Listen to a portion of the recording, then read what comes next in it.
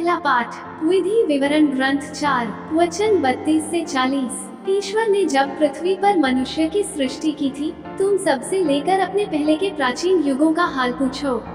क्या पृथ्वी के एक छोर से दूसरे छोर तक कभी इतनी अद्भुत घटना हुई है? क्या इस प्रकार की बात कभी सुनने में आई है? क्या और कोई ऐसा राष्ट्र है जिसने तुम लोगों की तरह अग्नि में से बोलते हुए ईश्वर की वाणी सुनी और जीवित बच गया हो?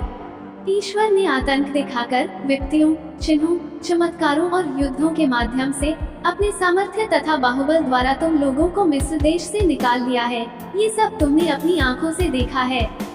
क्या और कोई ऐसा ईश्वर है जिसने इस तरह किसी दूसरे राष्ट्र में? ये सब तुम लोगों को इसलिए देखने को मिला कि तुम जान जाओ कि प्रभु ही ईश्वर है, उसके सिवा और कोई ईश्वर नहीं है। तुम्हें शिक्षा देने के लिए उसने आकाश से तुमको अपनी वाणी सुनाई और पृथ्वी पर तुमको वो महान अग्नि दिखाई जिसमें से तुमने उसे बातें करते सुना है। उसने तुम्हारे पूर्वजों को प्यार किया और उनके वंशजों को चुन लिया, इसलिए उसने अपना सामर्थ्य प्रकट किया और वह स्वयं तुम लोगों को मिस्र से निकाल लाया। उसने तुम्हारे सामने से ऐसे राष्ट्रों को भगा दिया जो तुमसे अधिक महान और शक्तिशाली थे। उसने तुमको उनके देश में पहुंचा दिया और अब उसे विरासत के रूप में तुम्हें प्रदान किया। आज ये जान लो और इस पर मन ही मन विचार करो कि ऊपर आकाश में तथा नीचे पृथ्वी पर प्रभु ही ईश्वर है, उसके सिवा कोई और ईश्वर नहीं है।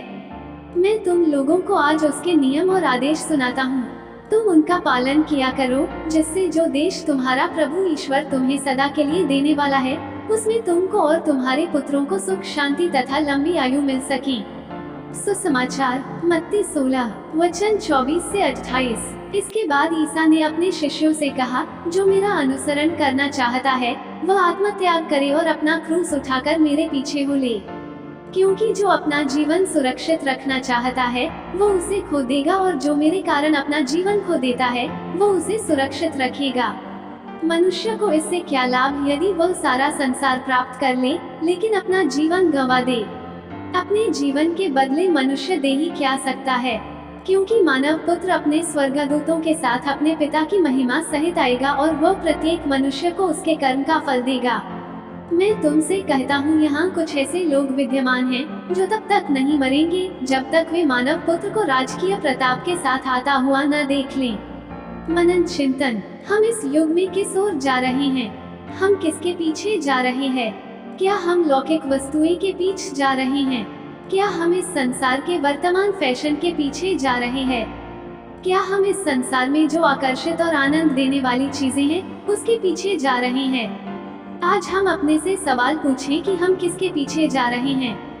हम सभी खींचतियाँ एक भेड़ के समान है जिसे शत्रु भेड़िया हर समय नष्ट करने और खाने के लिए सोचता है। यदि हम अपने जीवन को सुरक्षित रखना चाहते हैं तो हमें हमेशा भले चरवाहे अर्थात प्रभु यीशु के पीछे जाने की जरूरत है। हमें सिर्फ उन्हीं का अनुसरण करना चाहिए। आइए हम आत्मत्याग करते हुए अपना क्रूस उठाएं और यीशु के पीछे हो लें। आमीन।